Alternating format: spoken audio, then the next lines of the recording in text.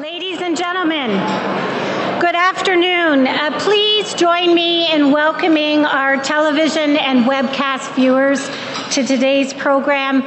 My name is Jennifer Sloan. I'm president of the Canadian Club of Toronto, and we thank our viewing audience for being with us.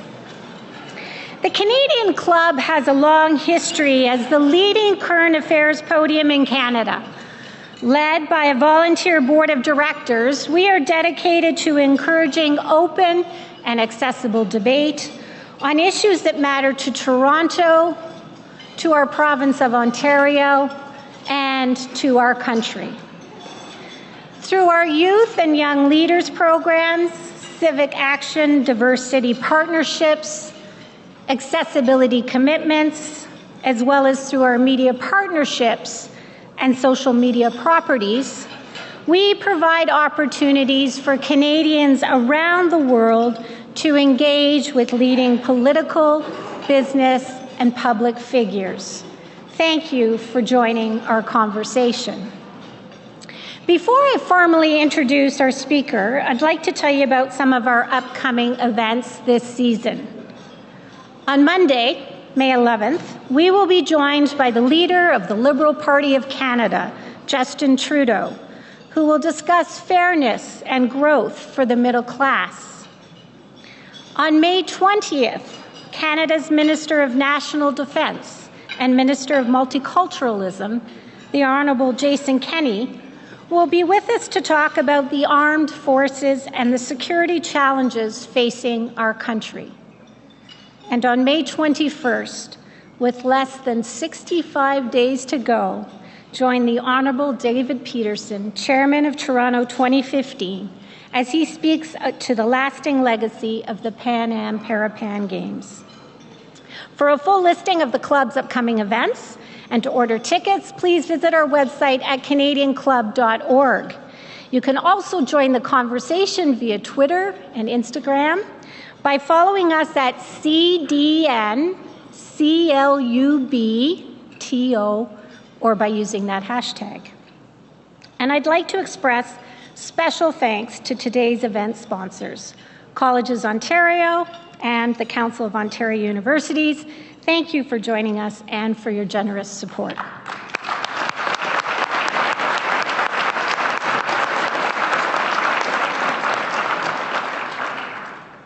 Ladies and gentlemen, on your behalf, I'm pleased to introduce today's guest speaker. His boss has given him a very clear mandate: help Ontario become the continent's leading jurisdiction for talent, skills, and training.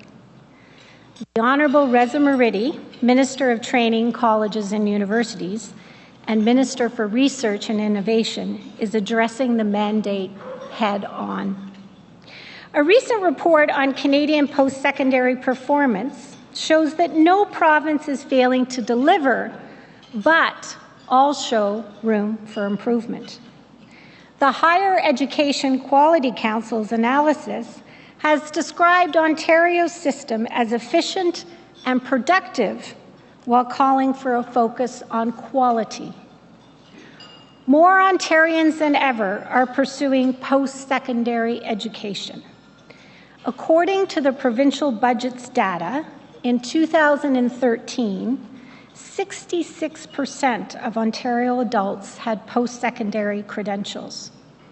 That represents a 10% increase since 2002. And there are plans to push that number to 70% by 2020. Minister Moridi is driving the ministry's strategies to get us there. His post-secondary credentials include a PhD from Brunel University in England. He is an award-winning scientist, engineer, educator, business leader, and community activist who has been in provincial politics since 2007. A chartered engineer and chartered physicist, Minister Moridi has also enjoyed a distinguished career in academia. He was Dean of the School of Sciences, Chair of the Physics Department, Chief Librarian, and member of the Senate at Al-Zahra University in Tehran. Before becoming a provincial politician, Mr. Moridi served for 17 years at the Radiation Safety Institute of Canada as its vice president and chief scientist. He was appointed Minister of Research and Innovation in 2013, and last June he added the training, colleges, and universities role to his ministerial portfolio. Minister Moridi, the Canadian Club of Toronto's podium, Canada's podium of record, is now yours.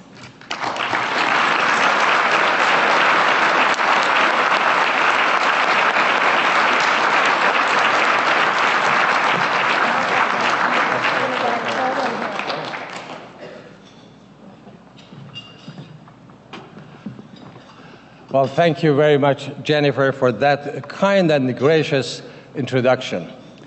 Before I begin, I would like to acknowledge two of my colleagues who are in the audience, MPP Han Dong and MPP Yvonne Baker.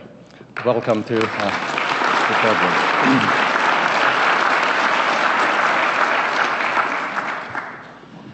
Ladies and gentlemen, good afternoon and bonjour and shalom and salam and ni hao. I can keep going on. I was in South Korea, so I should say annyeonghaseyo as well. It's a true honor to be here today following the footsteps of historic figures like Amelia Earhart Putnam and the Right Honourable Prime Minister Lester B. Pearson and the Right Honourable Winston Churchill. I stand before you today to talk about Ontario's advantage. L'étude de l'Ontario. This is not simply an abstract or rhetorical notion, but a very tangible reference to what has and must continue to be our province's greatest asset, which is our people. Ontario is truly an exceptional place. We are diverse and inclusive. We are compassionate and we are kind. We are creative and innovative, and we understand the crucial importance of helping our fellow citizens, both young and old, access the training and education they need to enjoy good life and solidify Ontario's place as a leader in a brutally competitive global landscape.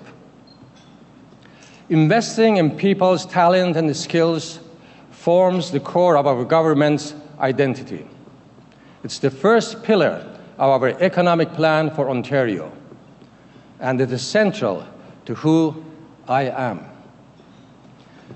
As a young boy growing with 4 brothers and a sister in northwestern Iran, my father instilled in us the importance of intellectual curiosity, not only the willingness to ask questions, but also the passionate desire to find answers. For me, it was never a question whether I should pursue an education. I was expected.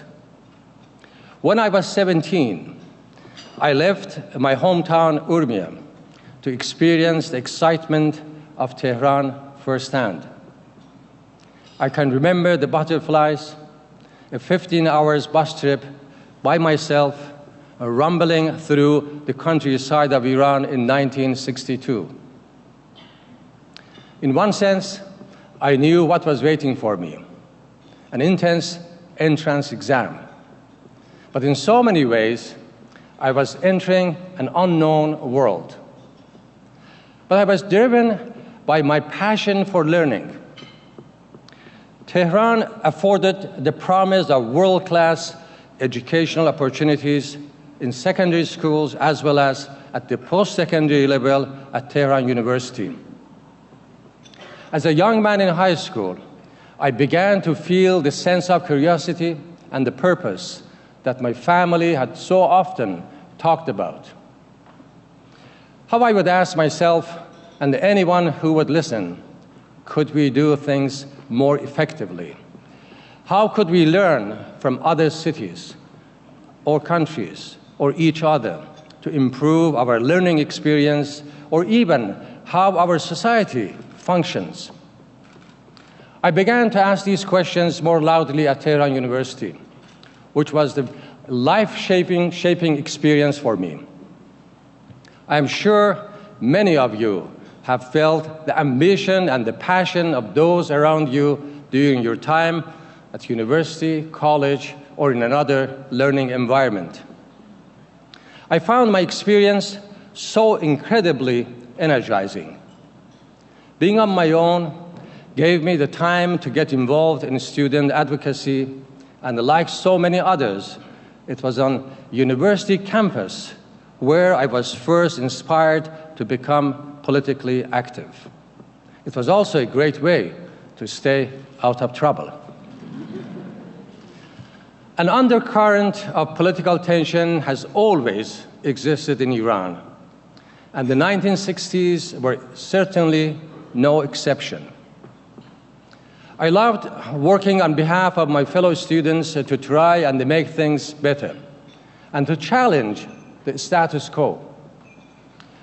I worked in student organizations for a number of years and even had the honor of serving as president for a year. I approached that time as an opportunity to learn at every moment from everyone. That is still how I approach life, as an ongoing, never-ending learning experience. That's why, despite the fact that my father wanted me to become a diplomat, I always dreamed of becoming a professor. The reality was even better than what I had dreamed. I was able to collaborate with others to research and tackle big, interesting issues from different angles. And I learned more from my students than I could ever teach them. These themes of collaboration, of unwavering curiosity, of expecting nothing but the best for the people we serve still guides me to this day. And they should guide us, the work we do together, as leaders in post-secondary, labor, and the non-for-profit sector, to provide the best possible training and learning opportunities to Ontario's diverse workforce. It means never settling for good enough and challenging ourselves to ways to do better for the students and for the clients we have the honor of serving. Ladies and gentlemen, as you know, it's all too easy to get caught up in the business of everyday life. But the reality is that we are truly in the middle of a transformation period in the history of post-secondary education and skills training in our province of Ontario. Right now, we are seeing what it looks like for an entire sector to embrace the period we live in and to pull together to make Ontario a leader in 2015 and beyond. This progress is taking many forms. We are building on Ontario's advantage by making sure Ontarians are always of and they can access training that accurately reflects the needs of both provincial and the regional labor markets. We know, for example, that close to 1 in 5 new jobs in Ontario over this decade are expected to be in the skilled trades. I have toured dozens of training centers and the colleges and seen the passion and the pride that our skilled trades people take in their work. And Ontario needs their skills. That's why, after the many conversations and the visits I've had with leaders in the skilled trades sector about the needs of their sector, I was so thrilled to join Premier Wynne last month to announce a major new investments in apprenticeship. Ontario's increasing funding to help colleges and training centers continue to offer high-quality in-school apprenticeship training. And as part of a renewed youth jobs strategy, our government is increasing funding to 2 other apprenticeship programs. This supports will help colleges and training centers train more people and deliver relevant, high-quality apprenticeship programs by investing in equipment, space, and technologies. And it will help those considering a career in trades, particularly underrepresented groups like at-risk youth, Aboriginal people, newcomers to Canada, women, develop their skills and become ready to enter the apprenticeship program through in-class training sessions and the work placements. Through these substantial additional investments to training programs, equipment, and facilities, we are making sure that apprentices have the support they need to continue building our province of Ontario up. We are building on Ontario's advantage by putting our people first when it comes to our literacy, basic skills, and employment services programs. Right now, 21 employment and training programs and services are being delivered by 7 different ministries. That is not how you deliver the best service to people who are looking for some help to get back on their feet. But that is changing quickly. We are working feverishly to integrate those services and create a one-window approach under the Employment Ontario umbrella. We are shifting to an employer-driven lens in all of our training programs to make sure we are preparing job seekers with the skills they need to fill available jobs in their region. Working with employers to provide more and better training to new and existing employees is crucial. We are building on Ontario's advantage by continuing to invest in a progressive student financial assistance program that provides the most support to those who need it the most. Students now benefit from a system where 70 cents of every financial assistance dollars comes in the form of non-repayable grants. And our 2015 budget outlined further improvements we are making to student aids. In the upcoming school year, our 30% off tuition grant will help 238,000 students save even more, up to $1,780 towards the cost of a degree program.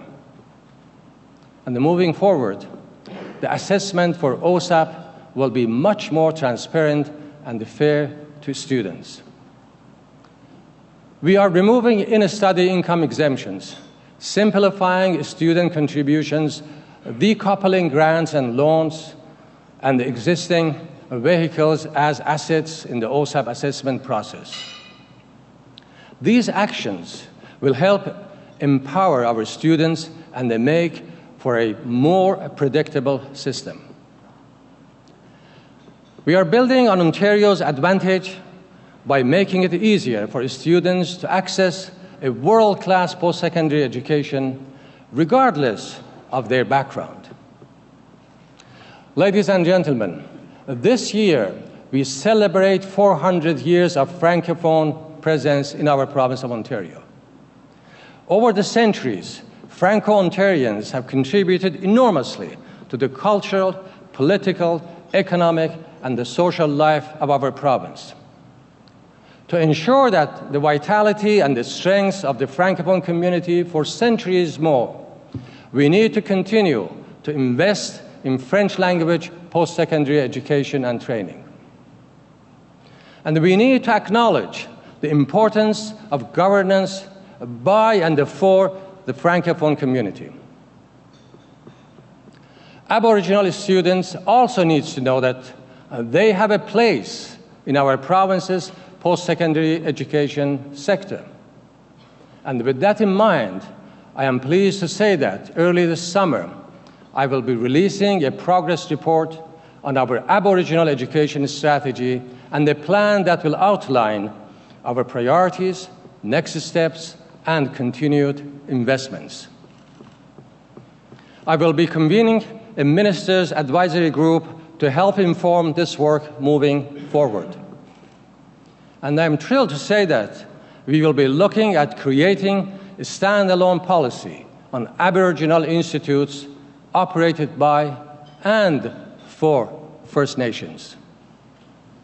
This is the kind of action all Ontarians should be proud of. Thank you.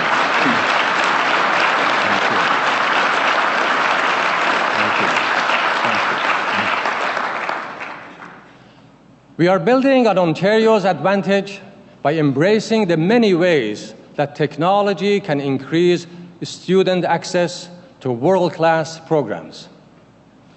We have taken measures with the creation of Online Ontario to give students better flexibility than ever before to control how, when, and where they learn.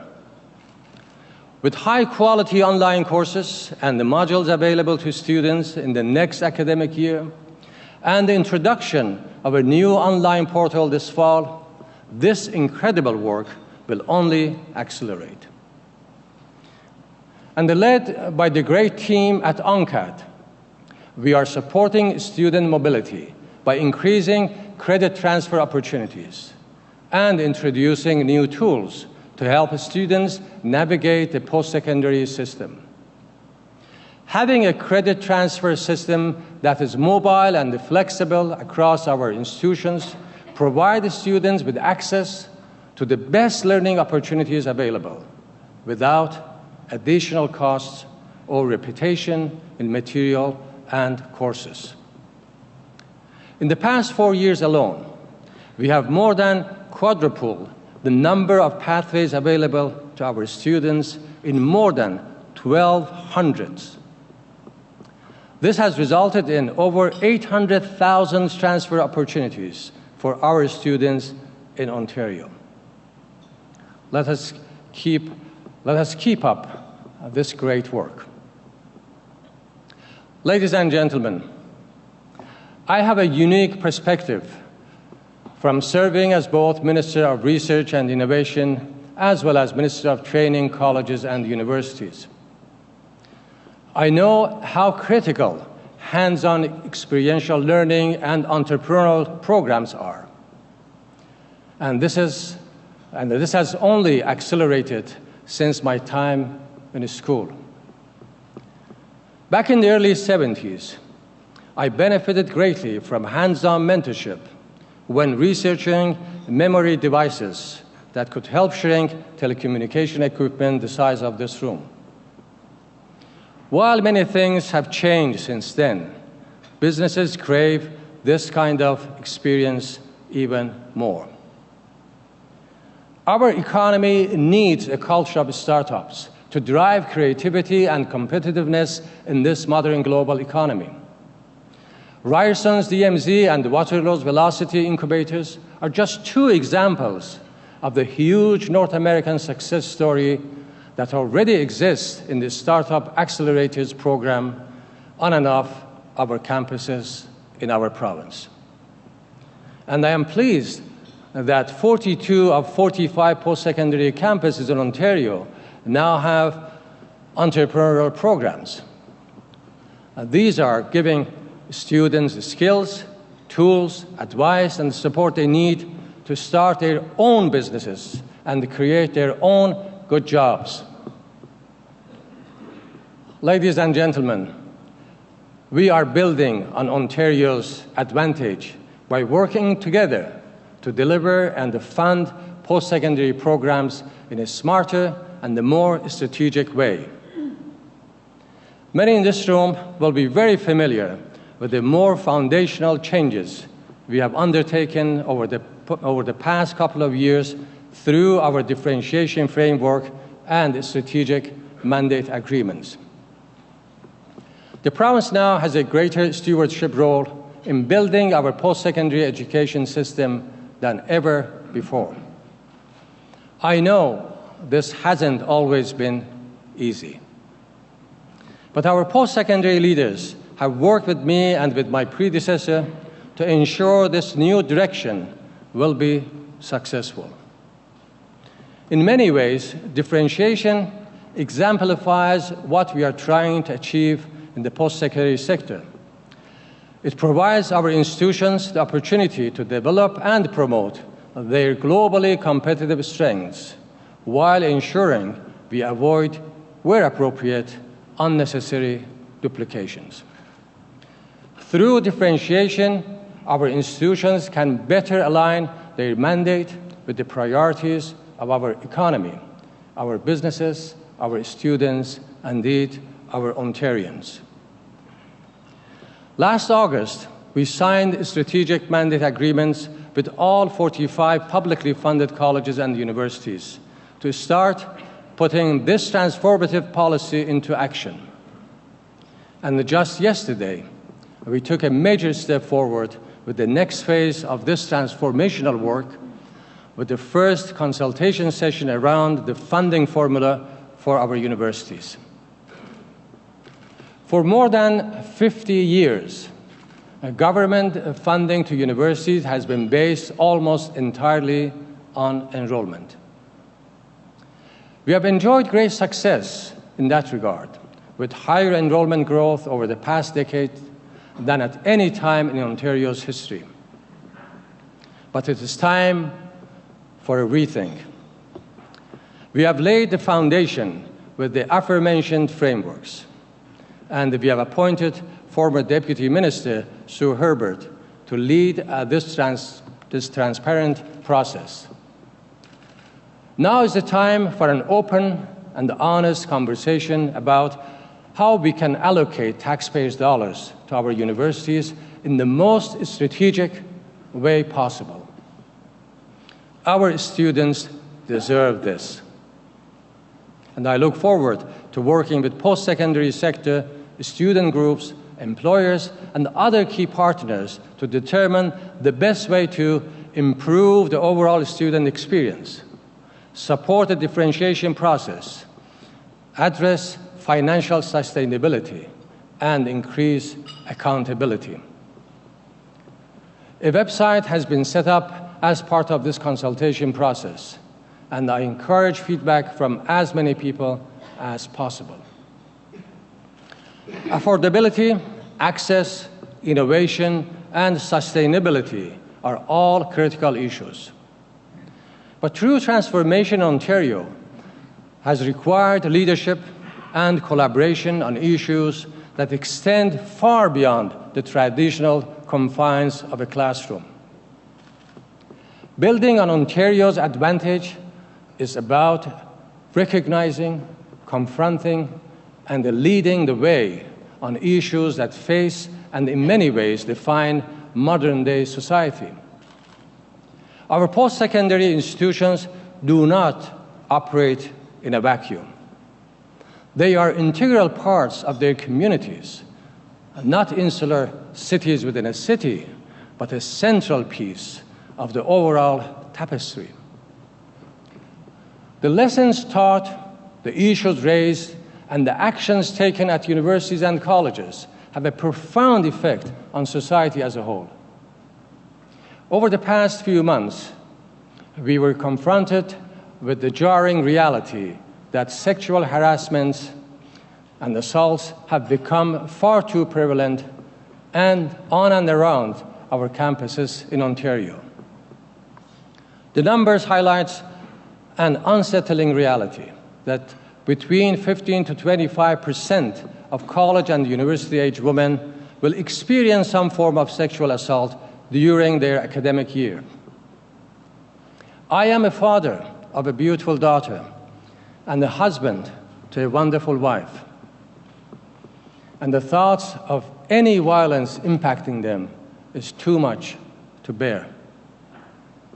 One life, one family, one community impacted by the lasting damaging effects of sexual assault is one too many.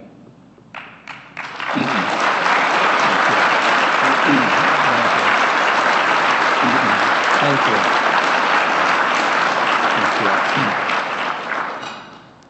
Despite the complexity of the challenge, I am optimistic that change is on the way.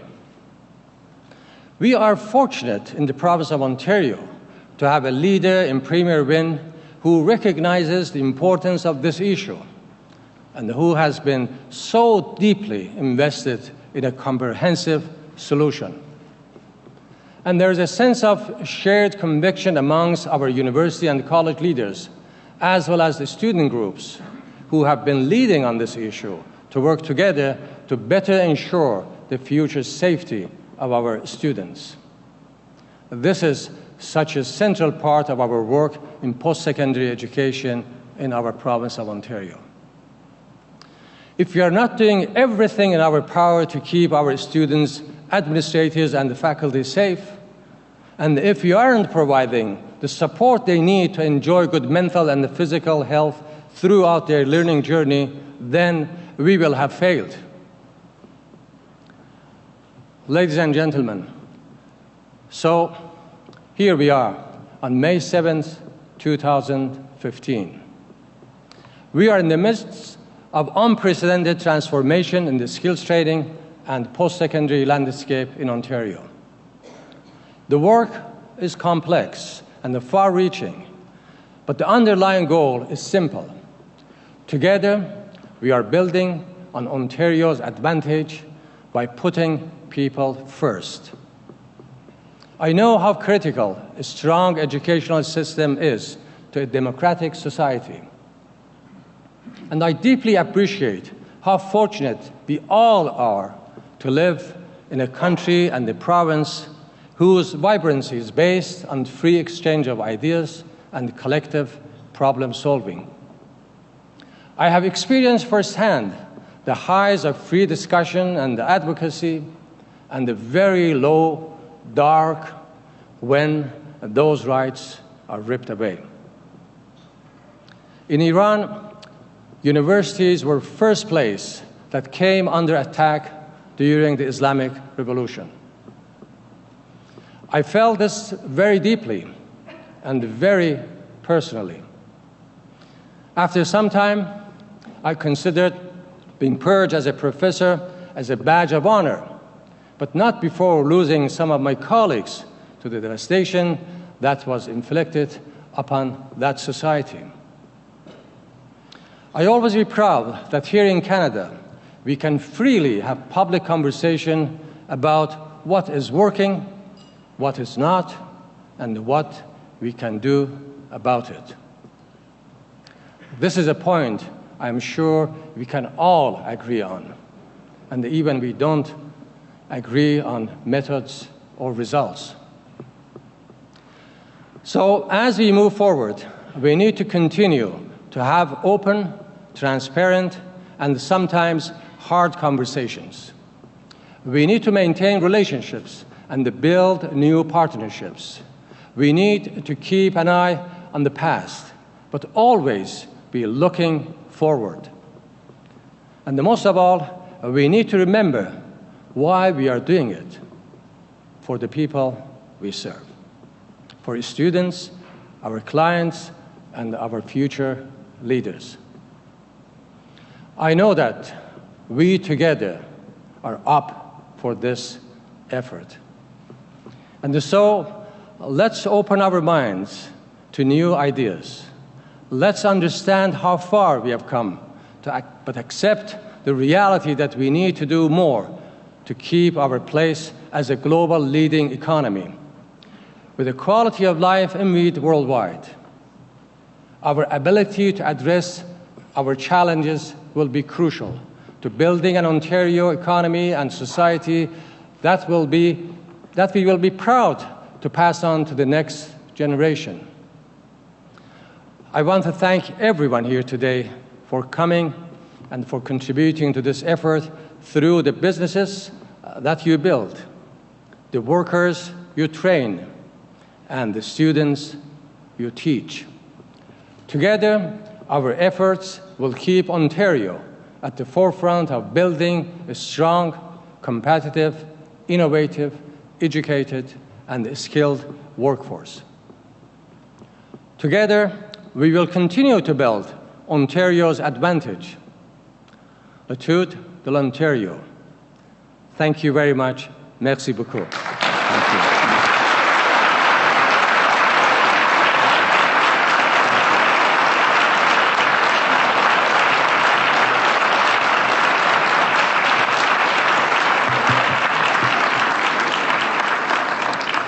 Good afternoon. My name is Adam Kahan. I'm a Vice President of the Canadian Club of Toronto. And it's my honor and pleasure to thank you, Minister Moridi, for being with us today. Firstly, I want to thank you for sharing your personal, inspiring story with us. Very personal, very memorable, very inspiring. And also, I'd like to thank you for outlining clearly how your government plans to enhance the post-secondary education and skills training sector so that indeed, as you said, our province can continue to be the leaders in producing the best and brightest labour force in the world. Clearly, your extensive knowledge, background and experience are defining the new agendas of your dual ministries. And you did outline here today the importance of collaboration in advancing the quality agenda. Ontario's economy is interconnected to the post-secondary training, research and innovation system. Each indeed relies on the other for effective results. Your government's commitment to post-secondary education is showing positive dividends, of that we are sure, with more students taking advantage of the incentives and opportunities than ever before. Mr. Minister, we wish you and your government well as you continue to create the right environment for all of those who wish to pursue post-secondary education and skills training. Thank you very much.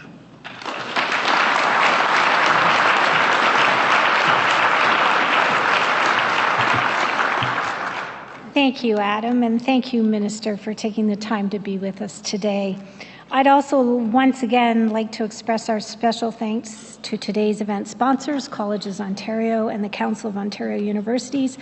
Linda and Bonnie, thank you so much for your support. Much appreciated.